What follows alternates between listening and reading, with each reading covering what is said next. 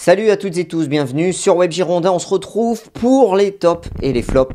Mais ça sera surtout les flops ce soir de ce Lille-Bordeaux 11e journée de Ligue 1. Les Girondins se sont inclinés dans le Nord sur le score de 3-0. Il n'y avait pas photo entre l'équipe lilloise qui joue la Ligue des Champions, qui a terminé deuxième du championnat l'année dernière, ou troisième, je sais plus, et Bordeaux qui était 14e l'année dernière et qui est aujourd'hui dans la première partie du tableau. On a vu qu'en termes d'intensité, de détermination, Bordeaux avait été dominé, même dans les duels et dans tous les compartiments de jeu. Donc on va regarder ensemble cette deuxième défaite consécutive après le revers face à Saint-Étienne à domicile. J'espérais un regain. On espérait tous que Bordeaux puisse aller chercher des points, grappiller des points face à un Lille qui était qui était à la peine pour trouver de la cohésion. Mais c'est vrai que leur match de Ligue des Champions face à Valence en termes d'intensité et ce match ce soir face à Bordeaux, les Lillois ont fait un gros match et Bordeaux n'a pas su répondre face à la qualité du jeu lillois. Voilà. Donc on va regarder ensemble, si vous n'avez pas l'habitude de suivre ce programme, les tops et les flops. Donc on va faire la composition d'équipe et ensuite on fera le joueur par joueur. Alors la compo d'équipe: Costil dans les buts, Pablo, Mecher, Koscielny, les trois défenseurs centraux, Otavio, Aïd Benasser au milieu du terrain, à gauche Benito, à droite François Camano, devant eux Nicolas Depréville et Wang, et en pointe Jimmy Briand. Compo plutôt classique, je pensais qu'on aurait eu un retour de Enoch Kouateng à la place de Camano en piston droit. Finalement, une fois de plus, Paulo Sousa fait confiance à Camano, malgré le faible apport offensif de François Camano, qui, il faut bien le dire, offensivement, on va en parler dans les tops et flops, est assez décevant, et on va en parler, tout à l'heure dans le top et flop. Sinon, sur le reste de la compo, Aïd Benasser préféré à Tchouaméni, c'était prévisible, parce qu'il lui fait confiance. Le coach pense que Aïd Benasser apporte plus de garanties dans le liant et dans la projection vers l'avant dans le jeu. Ensuite, pour ce qui est du retour de Depréville dans le 11, puisqu'il n'était pas là lors du match, et de Wang, qui était titulaire. Et en défense, Koscielny bien présent avec nos trois défenseurs centraux. Du classique, les équipes qui jouaient dans le même schéma tactique, donc ça s'est joué vraiment dans les duels, et Bordeaux a été dominé. Alors, voilà, un avis général sur cette rencontre avant d'attaquer le top et flop. Vous m'avez déjà entendu prononcer ce mot. C'est vrai que j'ai un goût bizarre après ce deuxième match. Alors c'est vrai que c'est Lille, c'est vrai que c'est une équipe, un effectif qui est beaucoup plus fourni en quantité et en qualité que celui des Girondins, il n'y a pas photo entre l'effectif du LOSC et l'effectif de Bordeaux.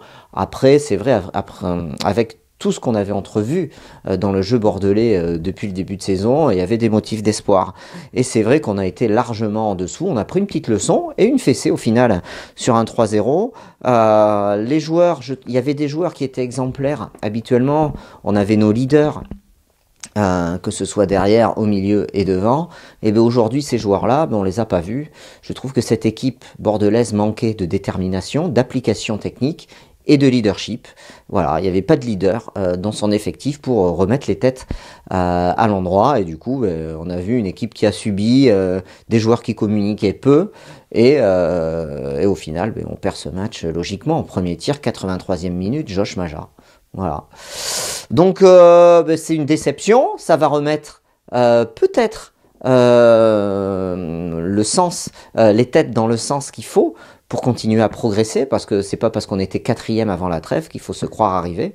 La preuve que non, puisqu'on vient de perdre le deuxième match consécutif et on devrait basculer peut-être dans la deuxième moitié du tableau. Ça reste à voir avec les autres résultats de ce week-end. Allez, les tops et les flops. Benoît Costil. Lui aussi, techniquement, il a été un peu en dessous. D'ailleurs, il l'a dit à la fin du match.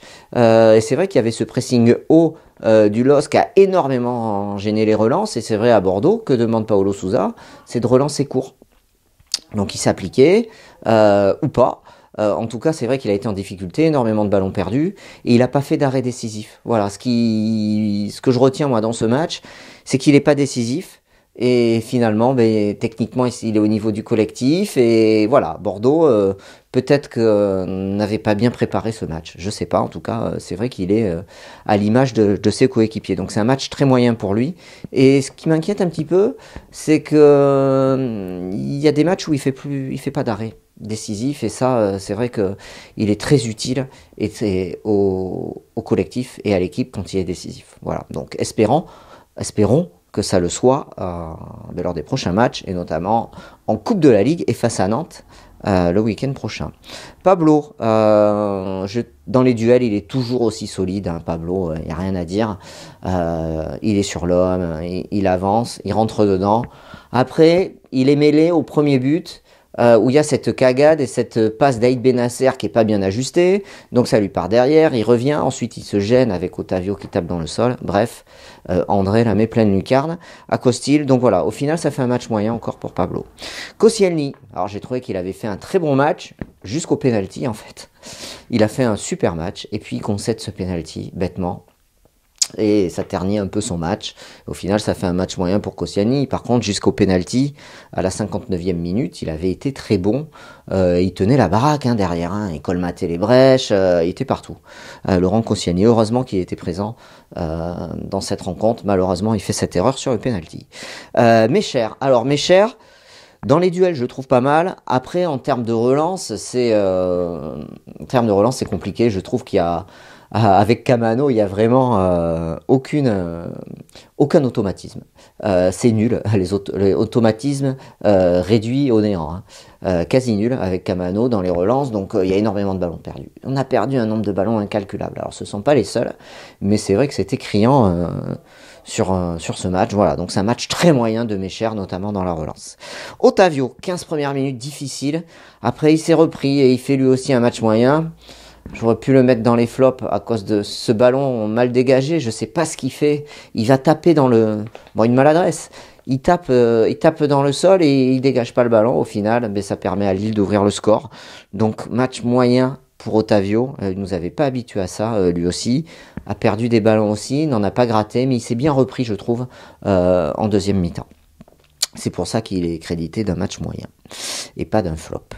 Youssef Aïd Benasser. Alors, averti très tôt, dès le premier quart d'heure dans ce match.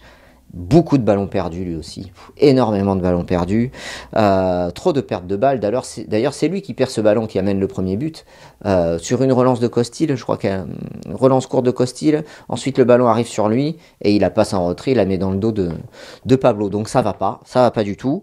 Trop de balles perdues, impliqué aussi sur le penalty, dans le contact juste avant, que Koscielny ne fasse la faute. Lui aussi dans le duel, il le perd.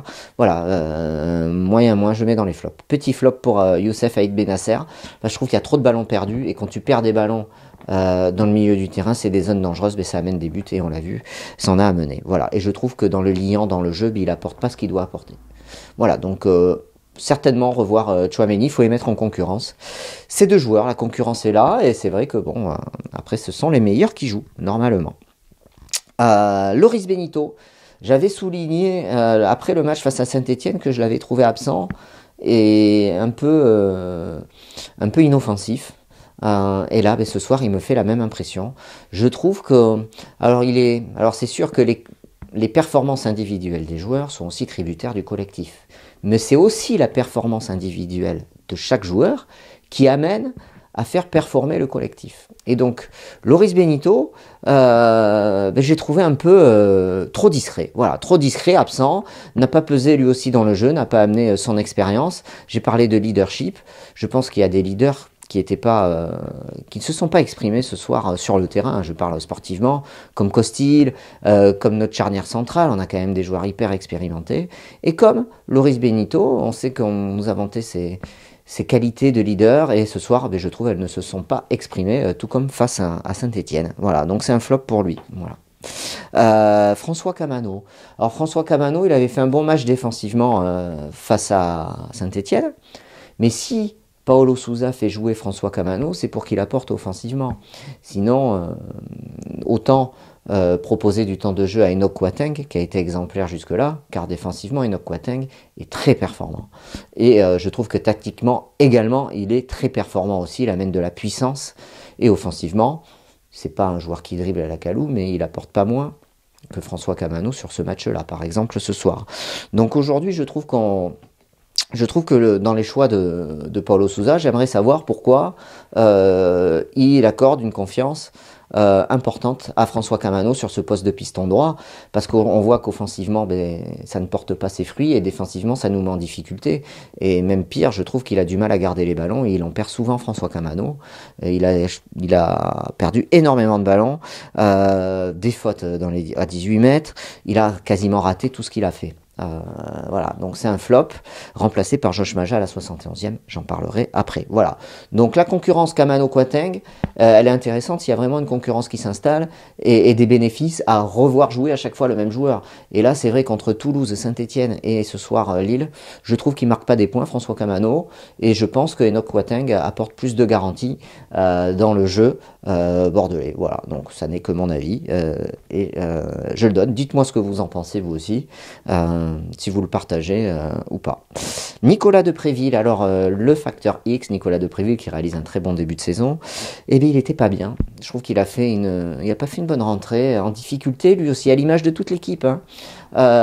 Techniquement faible, des contrôles de balles ratés, des passes ratées, lui aussi a quasiment raté tout ce qu'il a fait, sauf peut-être en fin de match, quand l'étau lillois s'est desserré, il a réussi à adresser quelques bons ballons, mais sinon c'est un manque d'explosivité, je trouve un manque de détermination, un manque aussi de disponibilité pour ses partenaires. Il nous avait habitués à tellement mieux que ce soir, finalement, il livre une copie ratée. C'est un flop pour Nicolas Depréville.